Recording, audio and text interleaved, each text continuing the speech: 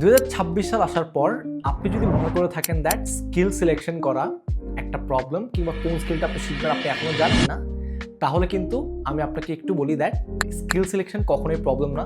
প্রবলেমটা হচ্ছে মূলত একটা স্কিল চুজ করে মাথা নিচু করে সেটা কনসিস্টেন্টলি শেখা এবং তারপরে সেই সলিউশনটা এক্সিকিউট করা।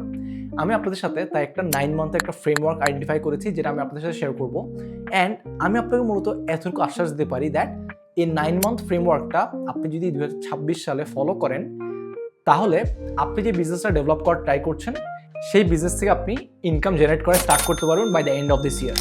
এই 9 মান্থের ফ্রেমওয়ার্কটা খুবই সিম্পল, যেখানে ফার্স্ট 3 মান্থস আপনি শুধুমাত্র সেই ইন্ডাস্ট্রি নিয়ে রিসার্চ করবেন, ইন্ডাস্ট্রি লিডার্সদেরকে নিয়ে রিসার্চ করবেন এবং আপনি যেই মার্কেটে ঢোকার ট্রাই করছেন তাদের মূল স্টেক হোল্ডার্সদেরকে আইডেন্টিফাই করার ট্রাই করবেন, দ্যাট আপনি আসলে কাদের কাছে যাবেন বা কার থেকে প্রোডাক্ট সিলেকশন করবেন বা কোথা থেকে আপনি আসলে মূলত স্টার্ট করবেন। এই জিনিসগুলো আপনি আইডেন্টিফাই করার ট্রাই করবেন অ্যান্ড একটা ডিটেল প্ল্যান বানাবেন দ্যাট আপনি আপনার পরের স্টেপসগুলো কীভাবে নেবেন।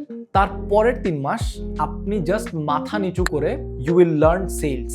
অ্যান্ড সেলস শেখার জন্য আমি আপনাদেরকে ডেসক্রিপশন বক্সে 3টা বই সাজেস্ট করব, যে বইগুলো আপনি পড়লে আমার মনে হয় দ্যাট আপনার কোনো ধরনের বিজনেস কোনো ধরনের ডিগ্রি নাও থাকে তাহলেও এই বইগুলো আপনাকে অনেক বেশি হেল্প করবে একটা বিজনেস রান করার জন্য। যেসব নলেজটা দরকার, যে সেলস নলেজটা দরকার সেই সেলস নলেজের জন্য। অ্যান্ড লাস্ট 3 মান্থস ওই যে আপনি প্রপার প্ল্যানিং করেছিলেন, সেলস শিখেছিলেন, সেই প্ল্যানিংগুলো আপনি ABC তিনটাই আপনি এক্সিকিউট করবেন এবং বাকি যে 3 মাস থাকে সেই 3 মাসে আপনি মূলত আপনার যে প্ল্যানটা সবচেয়ে বেশি সেলস জেনারেট করতে পেরেছে ওটার উপর ডাবল ডাউন করবেন।